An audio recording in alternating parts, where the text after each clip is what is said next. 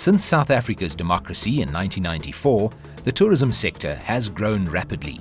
Tourism is now indicated as a priority economic sector for government. Tourists, when they visit or have a particular experience or visit a particular attraction, often want to purchase something which becomes a memento of the experience that they've had at that attraction. And we started this project with Marapeng, where when we looked at what was being sold at Marapeng, there was very little that actually spoke to the experience of the origins of humanity that people had had at Marapeng.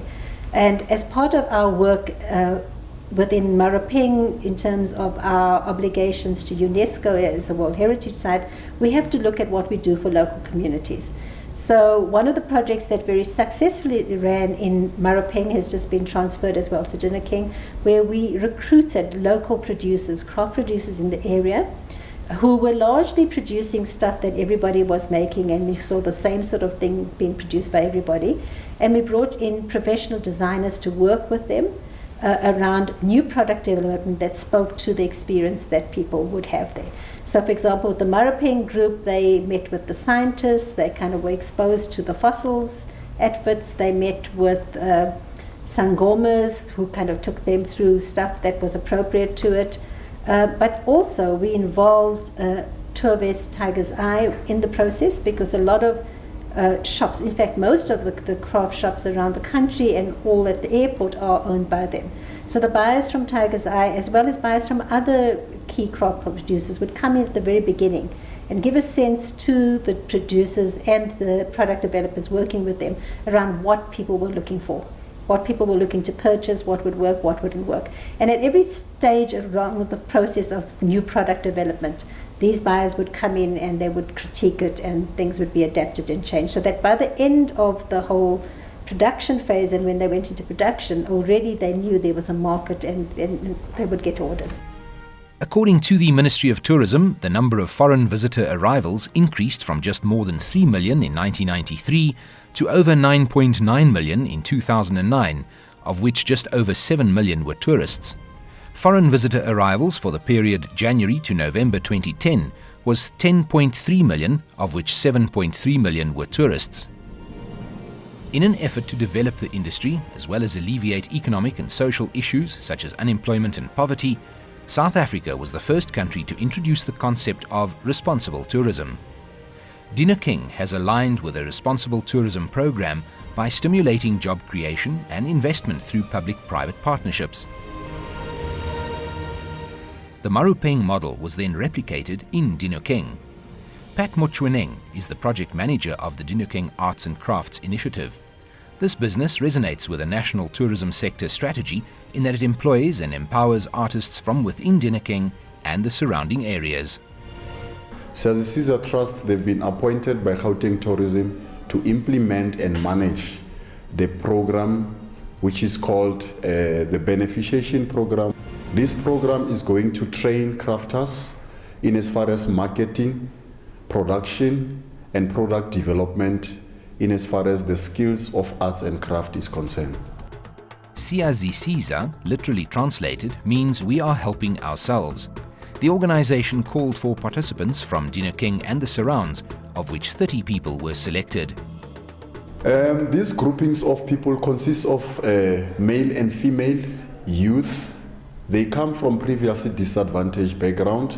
These are the people who have the knowledge and the skill of arts and craft. Most of them, they haven't gone to highest education, but they have the skill, and the art to use their hands in creating and developing these products. Most of them, they are people who are willing, they are determined to unleash their talents.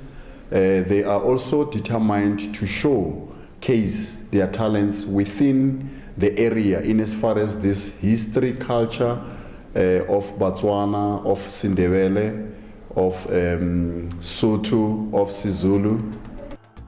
The group is undergoing training in different phases. The first phase, for example, is an introduction to one of the most basic forms of art, drawing. Part of other training that this group are going through is business skilling. We are skilling them and empowering them with the knowledge and the business skilling on how to run their entities.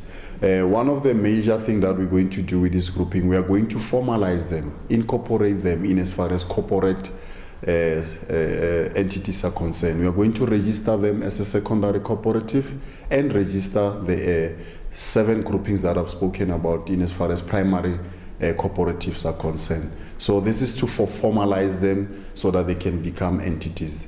The objective of this is to make sure that they become self-sustainable, they stand on their own, and they manage their businesses. Another objective about this program is that we are going to make sure that they set up a shop where they're going to sell their products and market their products locally and internationally. There will be 2 kinds of shops that are going to be involved in as far as Dinokeng is concerned.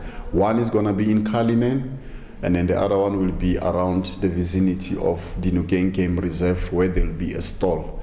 You know, as the tourists come in and out, they will via through that store so that they can be able to see what the local people can sell and showcase in as far as their talents is concerned. I came here as a designer. I design and make clothes, but now since I'm here in the Dinokeng Crafters, I've learned a lot of things. I now know how to make teddies, I know now how to make store mats, the one I'm doing now, and it's really great to be part of this because it's helping the community, it's giving back to the community of Hammanskraal and Cullinan. Any effective public-private partnership of this nature has to take into account the needs of the broader community. Alicia spoke to Dumisani Ntshangase, Deputy Director, to find out how the project would impact the community. Joining us now is Dumisani Ntshangase. He's the Deputy Director of Public Participation and Community Projects at the Gauteng Tourism Authority. Dumisani, thanks so much for joining us today.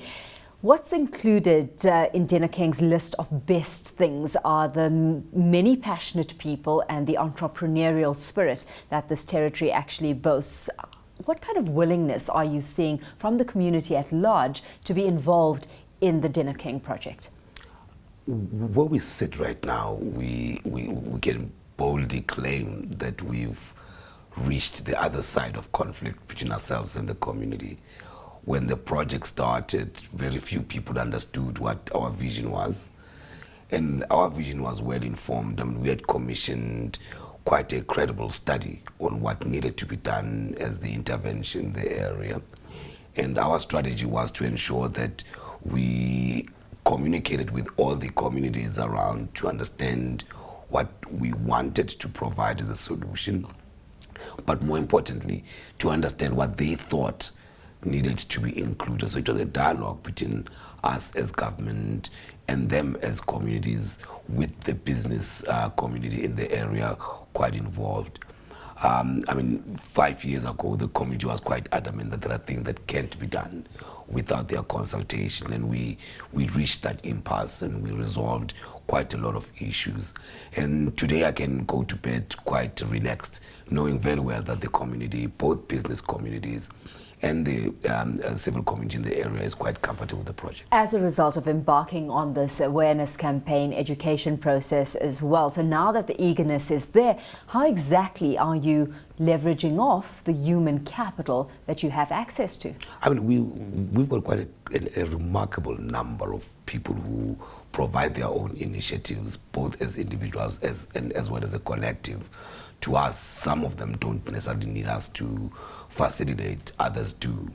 So we can give you a simple example. I mean, we've got a great group right now that have started an arts and craft project where they want to be able to produce what we may call state-of-the-art crafts, which are going to be sold to the high end of the market. So these are things not necessarily to be sold at flea markets.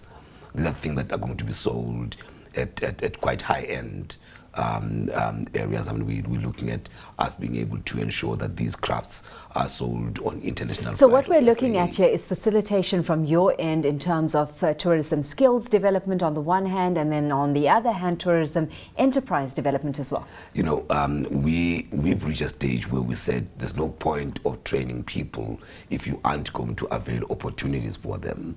So first thing that you've got to start saying is, what are the opportunities that are available, and then you project plan backwards, and then say, in order for us to avail these opportunities, what are those things that need to be done?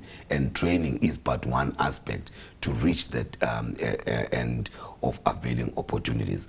So our training program is linked with us being able to open up opportunities for people to realize their enterprising opportunities. Looking at the skills that you're now, including into the product offering that you're putting out there to the tourism and the tourism sector and tourists out there, how do you see them adding to the value proposition of this heritage site? Indeed.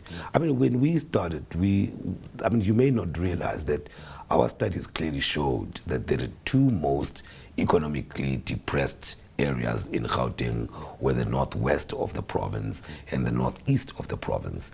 And the northeast of the province is where Dinokeng is currently located. I mean, this is quite a depressed local economy. And we are quite convinced that ecotourism is the way to go. And when we started, we wanted to ensure that what government invested in was common infrastructure in order to attract private sector investment that will in return be able to create jobs, avail opportunities, and sustain the local economy. And the work that we do is not just with the local communities, it is also with the business community in the area.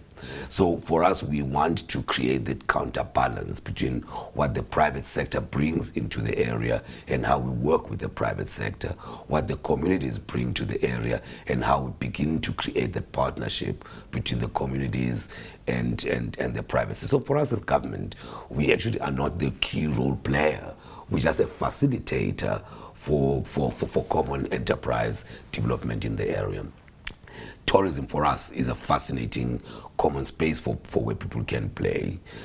Just to give a simple example, people who otherwise would not have been able to invest in tourism facilities all of a sudden coming to our offices and say, what opportunities are there? I'm quite absolutely delighted that all of a sudden we are finding black people not only wanting to buy land in the area, but also to invest in developing lodges. We have a very vibrant land claim of about 10,000 hectares who want to begin to use the land that they've claimed back from the state for tourism purposes. These are projects that otherwise would not have been realized had the dialogue between ourselves as government and the communities as well as the local businesses didn't exist.